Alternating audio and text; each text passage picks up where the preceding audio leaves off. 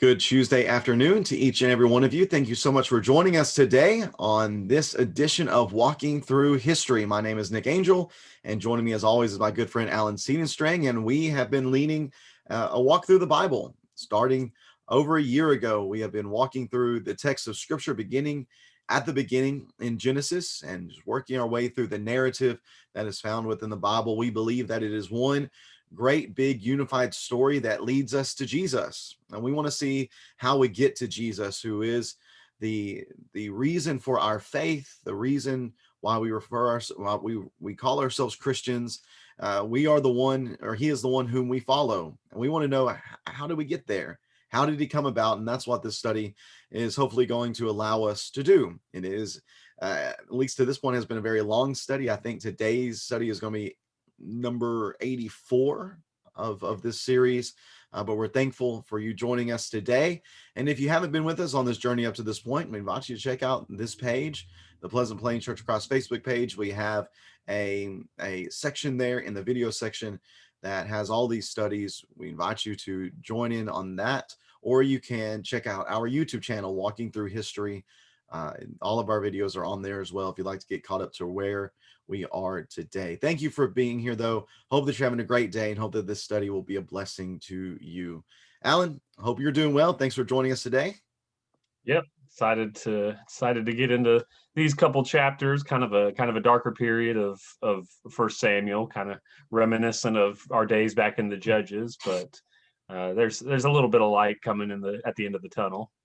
Yeah, that's right. I appreciate you saying that, because we were left at the end of our last study, at the end of chapter 3, and really the first half of chapter 4 and verse 1. Another one of these really unfortunate chapter breaks, I think. I wish they would have just thrown in this first half of verse 1 with chapter 3. Nonetheless, as we read there, we see that Samuel's words came to all Israel, and then Samuel just exits stage right. He just leaves. We don't see him again through chapter 4, 5, or 6. It isn't until chapter 7 that Samuel once again joins the story. And what we're seeing in this section here, as you mentioned, is very reminiscent of the Judges story. And in fact, I would say is just the continuation of the Judges story, and then bringing the Judges story to a close with the deaths that we're going to see in this particular chapter here in chapter 4. Seeing this dark period of Israel's history. We're seeing again why it came about, and it's going to be because of the leadership of the people. And then we're going to see how God is going to begin to rectify things. We're going to see that in chapter 5 and 6. And then chapter 7, once Samuel comes on the scene, we'll see that prophetic line really become established within Israel. And that will carry on for a good long while here within the text. Let's read, Alan, this text here together. Why don't you, if you'd like to, why don't you read for us those first couple of verses and set the scene for where we are here in this chapter of Israel's history. Starting there about midway through verse 1, Israel went out to meet the Philistines in battle and camped at Ebenezer, while the Philistines camped at Aphet. The Philistines lined up in battle formation against Israel, and as the battle intensified, Israel was defeated by the Philistines, who struck down about 4,000 men on the battlefield. When the troops returned to the camp, the elders of Israel asked, "Why did the Lord defeat us today before the Philistines? Let's bring the ark of the Lord's covenant from Shiloh. Then it will go with us and save us from our enemies." So the people sent men to Shiloh to bring back the ark of the covenant of the Lord of armies, who was enthroned between the cherubim. Eli's two sons, Hophni and Phinehas, were there with the ark of the covenant of God. When the ark of the covenant of the Lord entered the camp, all the Israelites raised such a loud shout that the ground shook. The Philistines heard the sound of the war cry and asked, "What's this loud shout in the Hebrews' camp?" When the Philistines discovered that the ark of the Lord had entered the camp, they panicked. "A god has entered their camp," they said. "Woe to us. Nothing like this has happened before. Woe to us. Who will rescue us from these magnificent gods?" These are the gods that slaughtered the Egyptians with all kinds of plagues in the wilderness. Show some courage and be men, Philistines. Otherwise, you'll serve the Hebrews just as they serve you. Now be men and fight. So the Philistines fought, and Israel was defeated, and each man fled to his tent. The slaughter was severe. 30,000 of the Israelite soldiers fell. The ark of God was captured, and Eli's two sons, Hophni and Phinehas, died. what we How- see here, I guess I'll pull up the map here so Yeah, you can go. kind of Yes, see. I was going to suggest that, and then I will pull up just this little rendering of the ark that we have. Not the best rendering in the world, but it's better than nothing. So we get a couple of location stamps here. So Aphek looks like it's more of the on the Philistine side uh, uh, of the line, and then Ebenezer was kind of the nearest Israelite city.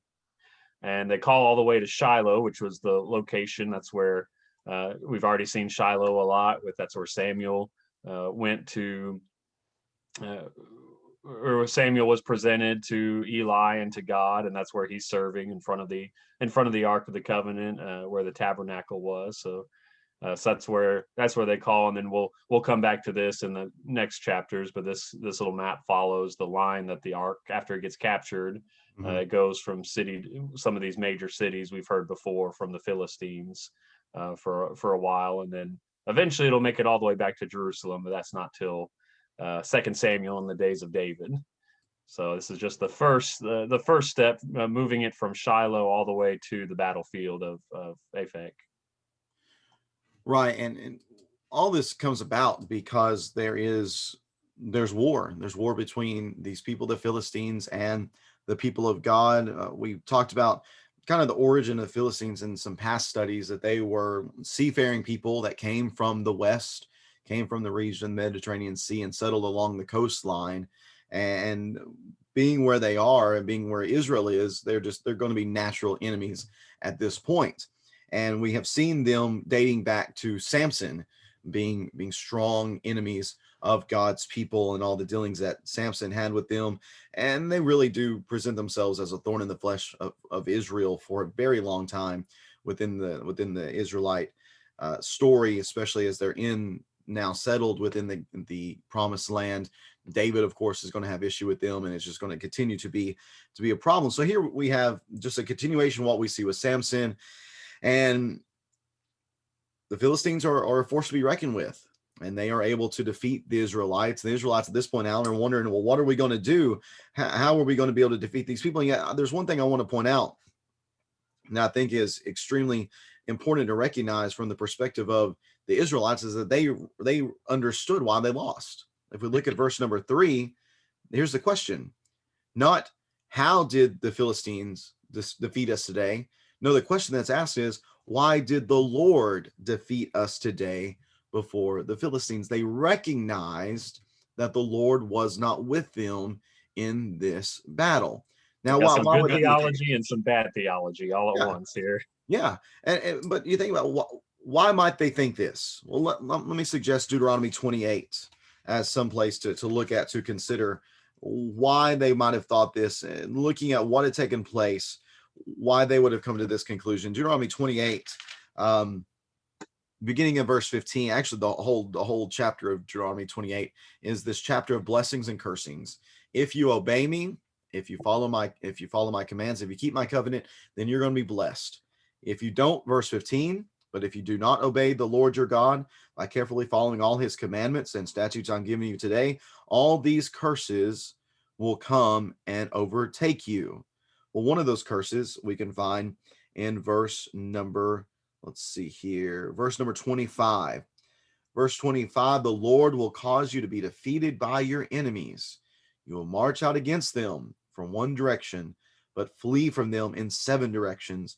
You'll be an object of horror to all the kingdoms of the earth. If you don't obey me, then don't be surprised whenever your enemies are able to defeat you.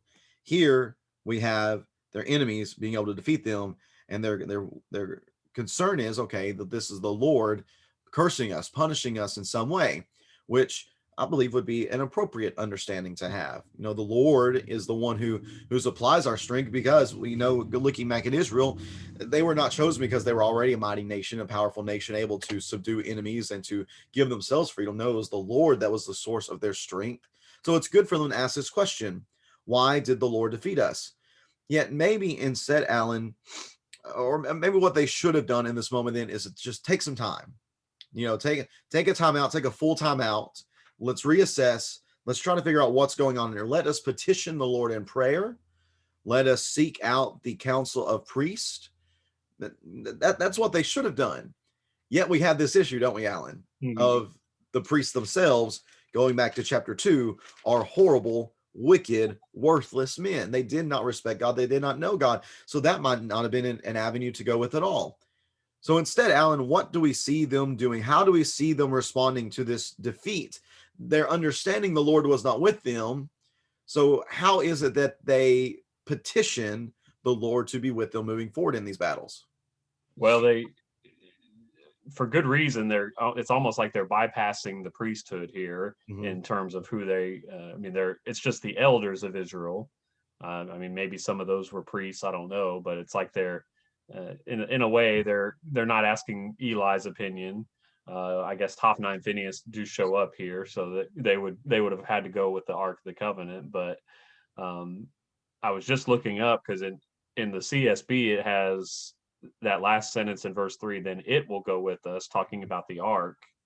But I've got a note that says it could be he, so I don't know. Right. Yeah. The Hebrew language there is ambiguous enough to give an understanding either way, that if we bring the ark with us, then it will go with us, or he, being God, would go with us. But really, in my understanding, that Yeah. those are synonymous terms, because the ark was the footstool of God. It was representative of his presence being with the people. But it would be a little bit interesting if there is some differentiation there. I mean, I think that's a key misunderstanding that they have here. You know, synonymizing, I guess, God with the ark, Mm-hmm. when in reality, like, that is where God comes. It mentions, I wanted to highlight Exodus 25 in verse 22, when he's talking about the ark, giving them instructions for building the ark. At the end, he says, "I will meet you there above the mercy seat between the two cherubim, uh, over the ark of the testimony. I will speak with you from there." This was this was a seat. This was a footstool. This was not to be a representation of God, but obviously that's what it seems to have become to the Israelites, and that's partially their fault. I think that's more the fault of the priesthood, which we'll see Eli has similar feelings about the ark. I mean, he hears about the ark and he's going to keel over dead in just a moment. Well, if he really understood that, I mean, one, he probably wouldn't have just let them take it out as this token of God's presence or whatever. They wouldn't have allowed that to be happen in the first place. But two, he would have realized it is an ark. It's not God himself that got captured. Right. So Right. I mean, that misunderstanding of how the ark works and how God works, I mean, it has a trickle down effect, I think, starting with Eli and down to his sons and the people as well. Yeah, what we have here, again, apologies for the clarity not being great here, but we have a representation and an illustration of what the ark might have looked like. It is a very beautiful uh, structured piece here, with the cherubim on top, and then of course within the ark we have a number of different things contained within it. One of them would have been the staff of Aaron, would be there within the ark. There would also have been a case of the manna, would have been in there within the ark. And then what's the third one, Alan? There's a third thing I'm trying to remember. The tablets would have been in there. Yes, that's right. The tablets. That's right. Yeah, the tablets would have been in there. The staff of Aaron would have been there, and then the jar of manna would have been in there. I like the way that Davis breaks down kind of what the ark helps the people to understand concerning God. It helps them to understand his ruling with the tablets. It helps them to understand the speaking through the voice of Aaron and the voice of Moses, that he speaks through his prophets. There's forgiveness represented in the manna, him blessing them and strengthening them. And then also it's a representative of the Lord leading the people. I do like that differentiation that you're making there, that it is a representation of their relationship with God, but it's not God themselves. It's not God himself. And what they're doing here, at least by my estimation, is they're just seeing this as some sort of lucky charm. They're thinking, okay, if God did not give us this victory, then what can we do to get God to give us a victory? Let's think back. Let's think to our past. What has been present in the past whenever we've had great victories? Maybe victories that were very miraculous in nature, or things that we achieved that were incredible in nature. Well, we can go back to the Joshua chapter 3 and 4, where the Jordan was split. Well, what caused that to happen? Well, the ark was brought forward, and that split the river. Well, think about Jericho. What caused the shouting and the playing and the blowing of the trumpets to cause the walls to fall down? Well, what was present? The ark was present there. So thinking, okay, as long as the ark is present, good things are happening. If we bring this ark into battle, then surely God is not going to allow us to be defeated. There's no way that God would allow his name to be disgraced with this tremendous representation of him, our relationship with him present. There's no way he's going to let us lose. And really what I see here, again, my understanding is that they're really trying to twist God's arm. They're really trying to twist his arm, put God in a conundrum where he is going to be forced to act in a way in which he would not allow himself to be disgraced. And I mean, on the surface, on a very shallow view, that seems to make some sort of sense. Of course, God would not allow, at least in our minds, God would not allow himself to be humiliated in this way, which is why we have this great shout that seems to be lifted up in verse number 5, that when the Ark of the Covenant of the Lord entered the camp, all the Israelites raised a loud shout that raised such a loud shout that the ground shook, that they were excited. They're thinking, okay, now is the time. Now we're going to be able to do this. And that shout is even heard by the Philistines. And at that point, Israel, and this is actually probably not a good thing for Israel. The way they're thinking is the same way the Philistines are thinking, that if their God, and notice the way that it's stated here, and this goes back to what you're saying now, and I do really think that's a good point you bring up. When the ark of the Lord had entered the camp in verse 7, the Philistines panicked, and what they said was, a God has entered their camp. It's almost as if they're seeing the ark as an idol of some sort. And what that makes them think of is the stories that they've heard about what the gods of Israel did, or the God, or in their minds, the gods of Israel did against Egypt. Hey, their gods helped them to plunder Egypt. Well, do we want that to happen to us? Well, we just got to fight really hard, I guess. We can't just give up. So let's fight as hard as we can. Let us show some courage. And if we don't, we're going to serve them. So if we're going to go down, let's go down swinging. Though they were panicked, though they were slightly worried, the Philistines, they really rallied themselves. And we don't see the Israelites, their little plan to have this good luck charm of the ark, we don't see that helping them at all. Because Alan, I mean, verse 10, not only do they lose, but they also steal the good luck charm. They steal the ark.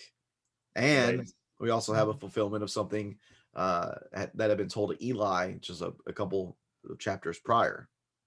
Yeah, with the death of his sons, they even there's a casualty report after each battle too. So the first battle they only lost 4,000 men, and by the second battle they lost 30,000 men. So I mean, 4,000 is a lot, but that's, depending on the size of the army, that's not catastrophic. But 30,000, I mean, that's a catastrophic, generational defeat there. Yeah, the slaughter was severe. Which is pretty much what happened. We don't really, the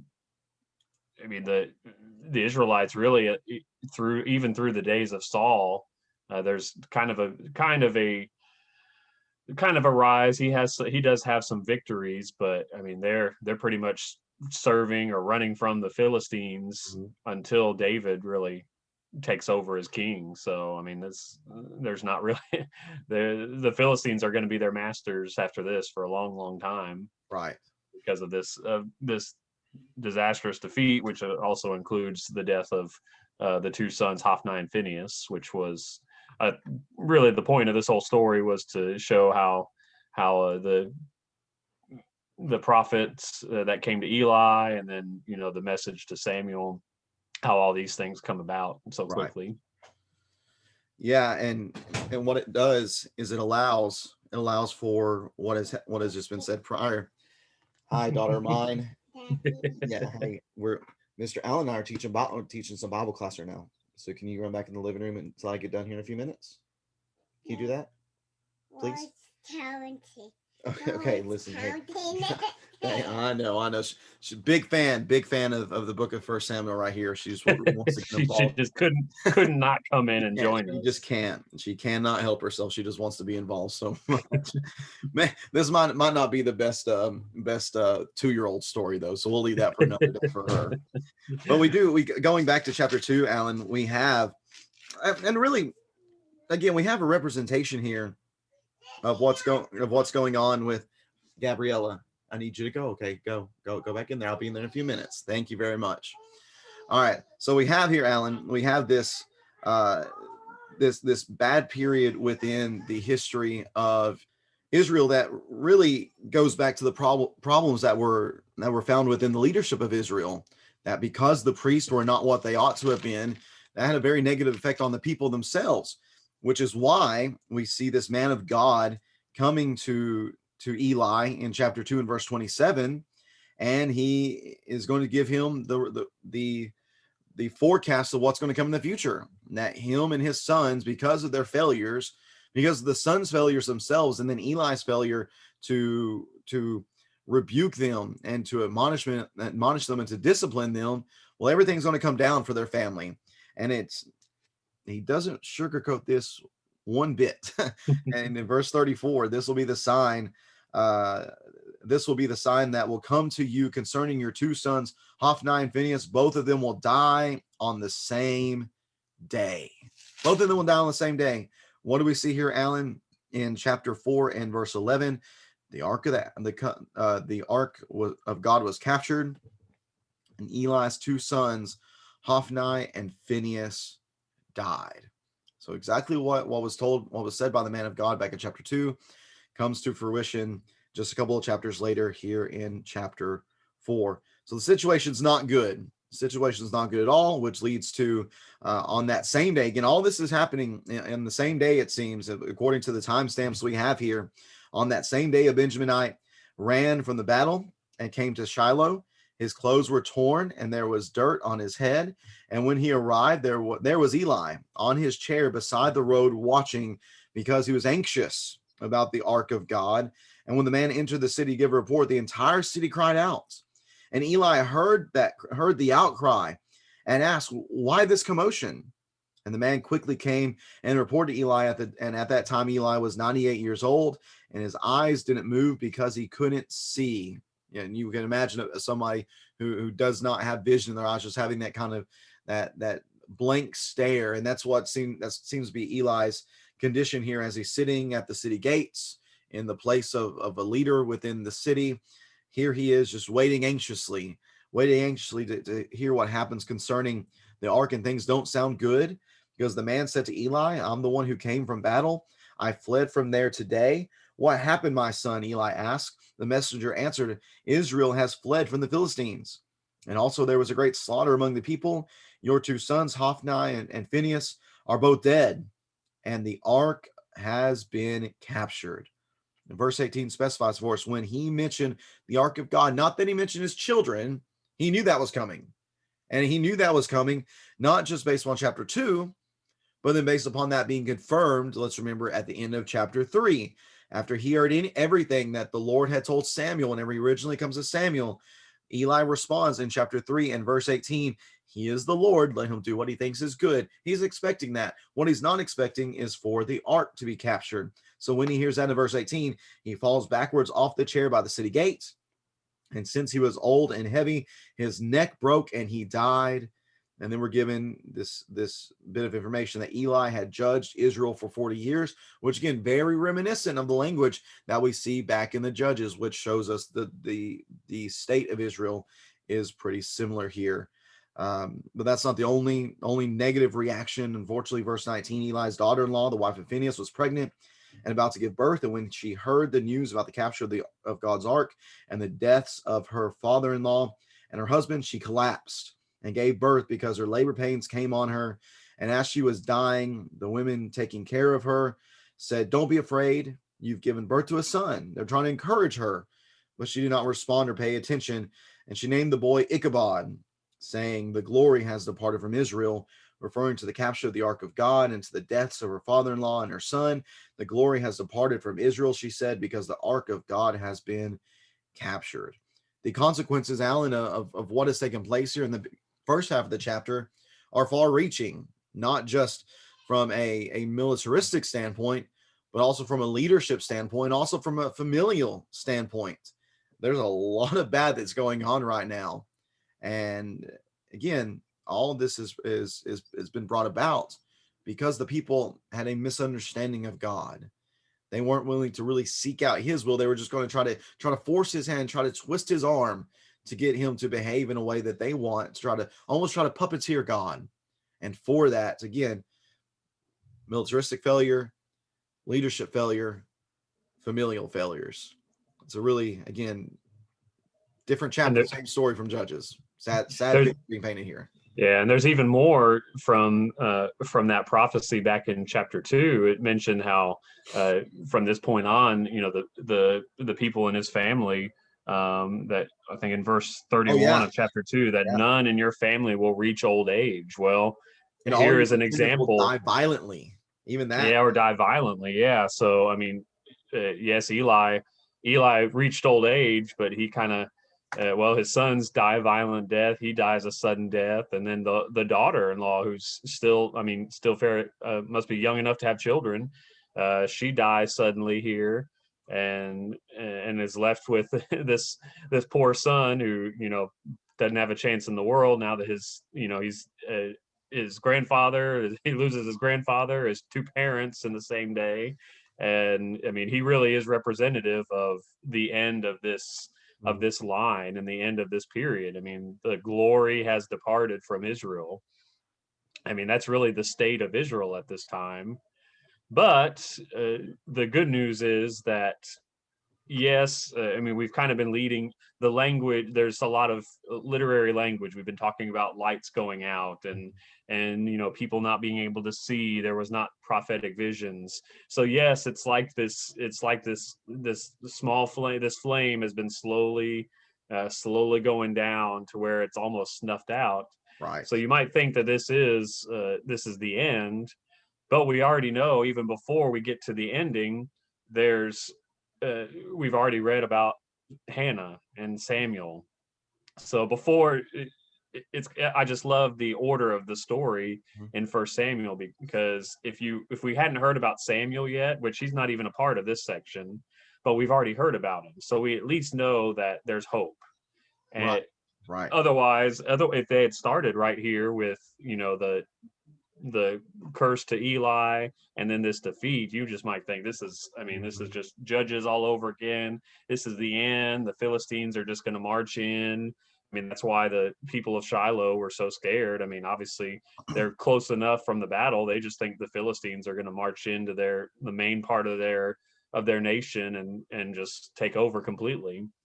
So you might just think that this is the complete end, and this is the end of the story. But God's already given us a little bit of spark that yes, the woman says the glory has gone out of Israel, but God is still with his people, and he's still moving. He's still providing a hope, and that's going to be for Samuel. And that's what the point of these early chapters is, just comparing the failure of Eli and his family, and this son that has a very important name, and then compare that to Samuel that has kind of the opposite name, that he's going to be this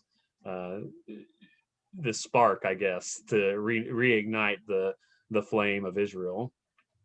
Yeah, there's a couple of things, kind of big picture things I want to look at real fast, that are kind of contrasting what we might see on the surface with this story, but how the opposite really ends up playing out.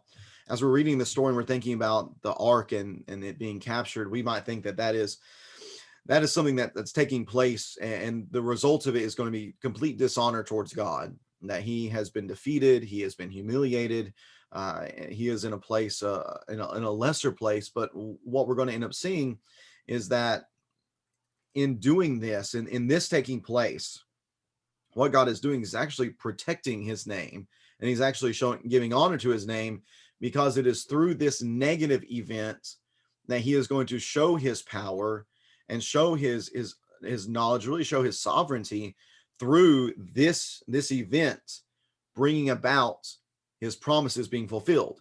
So again, as we've been talking about, he has already said in chapter 2 and reemphasized in chapter 3 that these wicked priests, they're going to meet their end.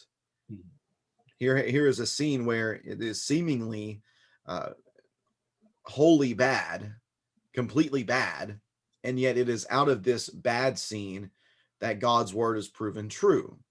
On another page, from another perspective, I do get what you're saying, and I do agree with this, that the glory of God is still with Israel to an extent, and it is in my reading of this, it's completely through Samuel. Yet in this chapter, and in chapter 5 and chapter 6, Samuel's not present. Samuel's not here at all. So in a sense, then, to me, the glory, and I like this, the way David puts it. He gets this from another man, my last name of Ellison, as he's talking about the daughter-in-law of Phineas here, and how she names the son Ichabod, and she's naming him Ichabod, and she proclaims, as she names him, this term meaning either missing glory or where is the glory. She says, I'm naming him this because the glory has departed from Israel. And she's saying the glory has departed from Israel because the ark of the Lord has been captured. But Ellison makes the argument. He says that she's wrong about this. She's wrong about this. The glory of God had indeed departed, and this is a quotation, but not because the ark had been captured. The ark had been captured because the glory had already departed. That the glory of God and his protection of the people, he had already withdrew that from them. That had already been withdrawn because of who they were. It had been withdrawn from these people and from these priests, this family of priests. It had been withdrawn from them, and I would further argue it had been placed upon Samuel. That's where God's glory is really going to be shown, and where the leading of God's people is really going to be initiated from. So it's been withdrawn from this scene within Israel, and it's because of that the ark is then able to be captured.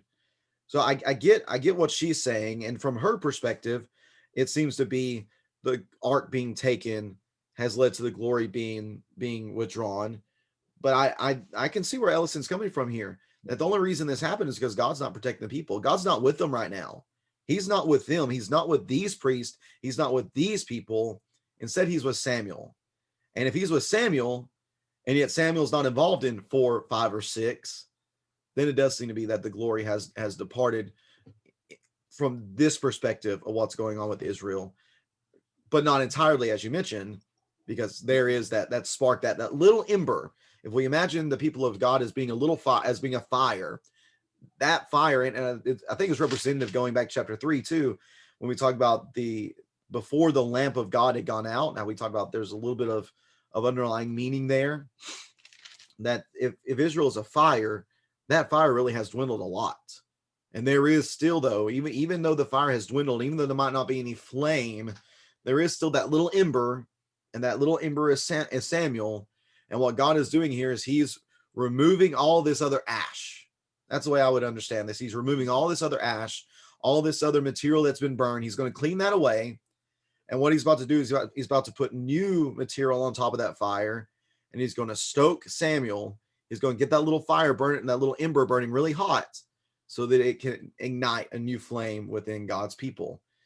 So that's just two kind of big picture ideas from chapter 4 that I see here, where things, the way they look, are not actually that way. They might look one way, but the reality is different from perception. What do you think about that, Alan? Oh yeah, she's definitely thinking in a very small picture perspective, and in some ways, like you mentioned, she's right, but bigger picture, God is still preparing things. He's preparing Samuel I think at this point, this is still probably Samuel's a younger man, or Yeah, I would agree. he's not an old man at this point yet. So he's being prepared as we speak. That's why he doesn't show up for that.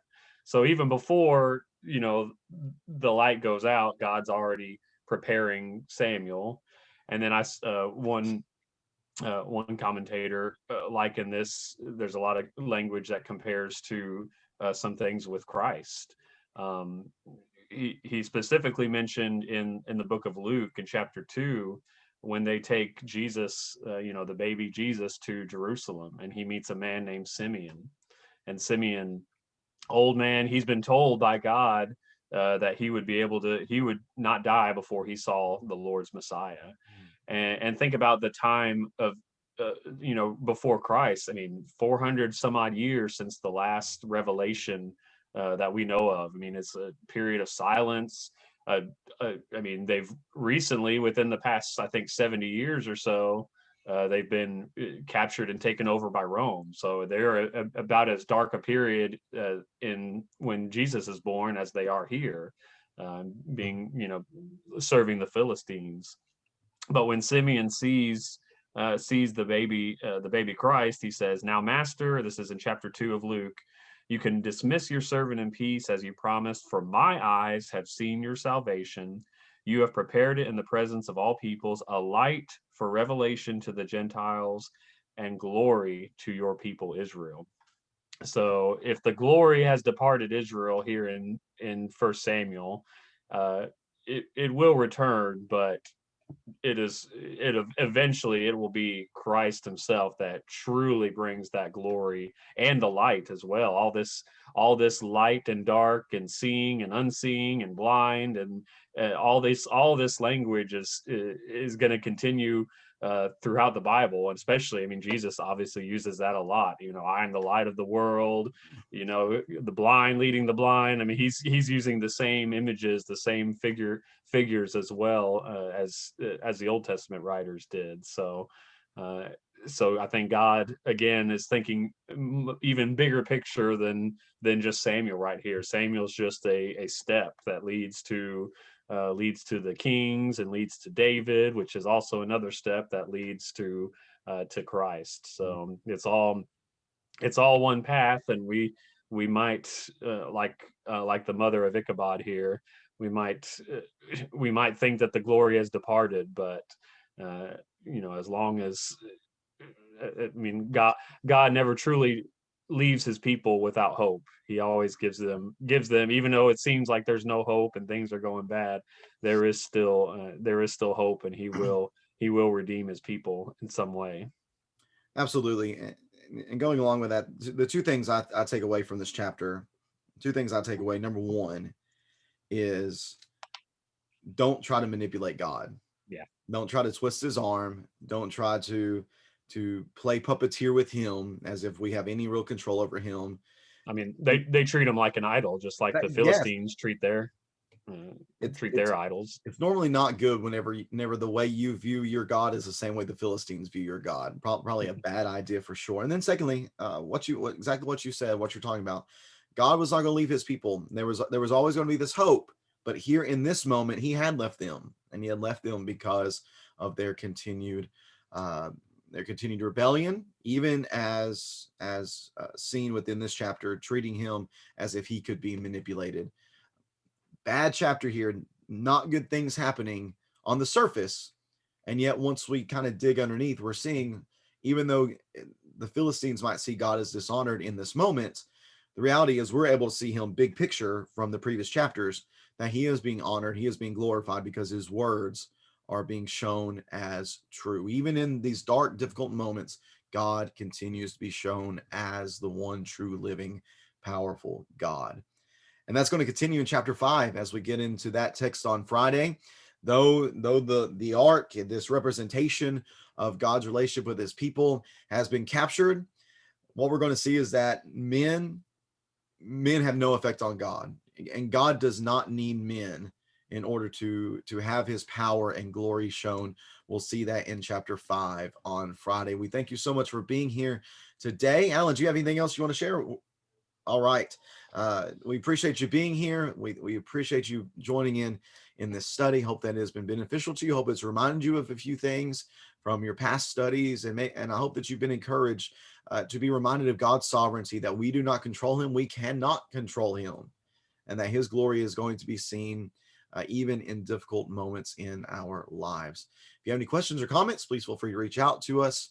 And we, again, hope that this has been a blessing to you, and hope you'll join us on Friday as we continue our walk through history, the story of God's word, the story of God's will as found within his word, that is going to lead us to Christ. Even some great connections that Alan made for us between Samuel and Jesus, who will be coming in the distant future here in the Bible story.